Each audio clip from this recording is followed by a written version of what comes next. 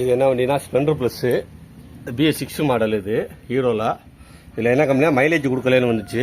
Mileage கொடுக்கல. முதல்ல ப்ளக்கை பார்த்தேன். ப்ளக்கு வந்து மைலேஜ்காண்டி மாற்றலை. ஆனால் வந்து ப்ளக்கு வந்து இவ்வளோ கரலாக இருக்கக்கூடாது. இந்த இடம் கரலாக இருந்துச்சுன்னா என்ன செய்யணும்னா 4 பிள்ளை கலட்டும் போது இந்த இடம் வந்து டப்புன்னு கட் ஆகிடும். கட் ஆச்சுன்னா ப்ளக்கு மரம் உள்ளே இருந்துக்குன்னு கலட்ட கொஞ்சம் சிரமம் போகிறேன்னு. அதனால் ஆல்ரெடி புது ப்ளக்கு மாட்டிட்டேன். அந்த இருக்குது பார்த்தீங்களா, மாட்டிட்டேன். ஆனால் மைலேஜுக்கு இது கம்ப்ளைண்ட் இல்லை.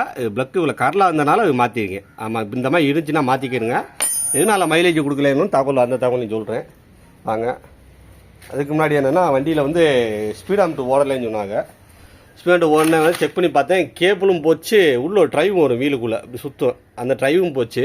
ஒரிஜினல் தான் வாங்கியிருக்கேன். கேபிள் 110 ரூபா. இந்த ட்ரைவ் ஒரிஜினல் வந்து 50 ரூபா.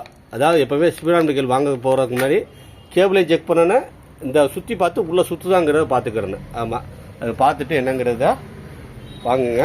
இன்னொரு இது என்ன தகவல் என்னன்னாக்க, வண்டியில் உள்ளே வாங்க, இது வந்து 2 லிட்டர் டப்பா.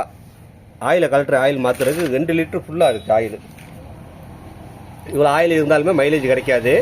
என்ன ஆயில் நிறையா இருந்துச்சுன்னா வண்டி திணறும் போது மைலேஜ் உங்களுக்கு சுத்தமாக கிடைக்காது. நல்லா தெரிஞ்சுக்குங்க. ஆயில் எப்போவுமே ஒர்க் ஷாப்பில் மாற்றுங்க. இது வேறு எங்கேயும் பம்பு வச்சு எடுத்தாங்களா இல்லை அவ்வளோ கஸ்டமராக ஊற்றுனாலும் இன்னும் சரியான தகவல் தெரியலை. ஆனால் வண்டி இப்போ தான் கஸ்டமர் செகண்ட் ஹேண்டாக வாங்கியிருக்காங்க. வெளியூரில் வந்து வாங்கிட்டு வந்திருக்காங்க. வாங்கிட்டு வரையில் பெட்ரோல் அதிகமாக போட்டு ஓட்டிகிட்டு வந்த மாதிரி தகவல் சொன்னாங்க. அப்போ நான் செக் பண்ண ஏர் ஃபில்டர் எல்லாம் மாற்றணும்னு சொல்லிட்டேன். இப்போ ஆயிலே மாற்றி விடுங்கன்னு சொன்னாங்க. ஆயிலை மாற்றி விடும்போது 2 லிட்டர் இருக்குது பார்த்துங்க. 2 லிட்டர் இருந்தால் வண்டி திணற. எப்போவுமே சரி ஒர்க் ஷாப்பில் கொடுத்து ஆயிலை மாற்றணும். ஒர்க் ஷாப்லன்னா கீழே போல்டை கழட்டி விட்டு இருந்தாத்தீங்களா, போல்டை கழட்டி விட்டு ஆயிலை மாற்றணும். இல்லாட்டினாக்க ஆயில் மொத்த ஆயில் வெளியில் வராது. பம்பு வச்சு விட்டுருந்துச்சுன்னா கூட வெளியில் அளவு கரெக்டாக வருதான்னு பார்த்துக்குங்க.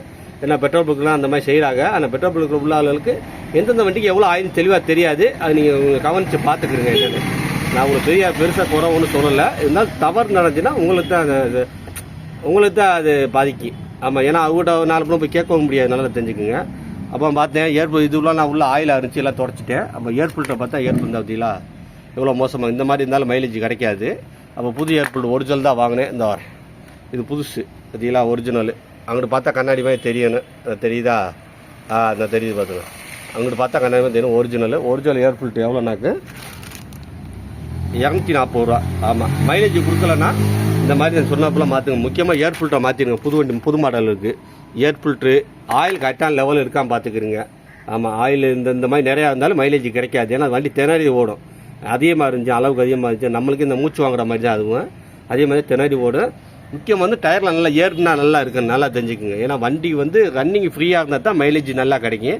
வெறும் இப்போ கார்பரேட்டர் இன்ஜெக்டரு ஏர் ஃபில்டர் வச்சுமே நம்ம முடிவு பண்ண முடியாது.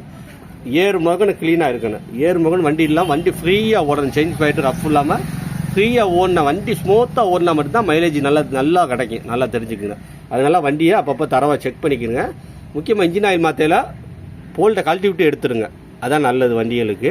ஏர் ஃபில்டர் மைலேஜ் கிடைக்கும். ஏர் ஃபில்டரை மாற்றி விட்டுருங்க. அந்த ப்ளக்கு சொன்னலாம், ப்ளக்கு காரில் இருந்தால் ப்ளக்கை மாற்றிக்கிடுங்க. ஆமாம், மைலேஜ் கிடைக்கலாம். இதை போல் செய்யுங்க. ஆமாம்.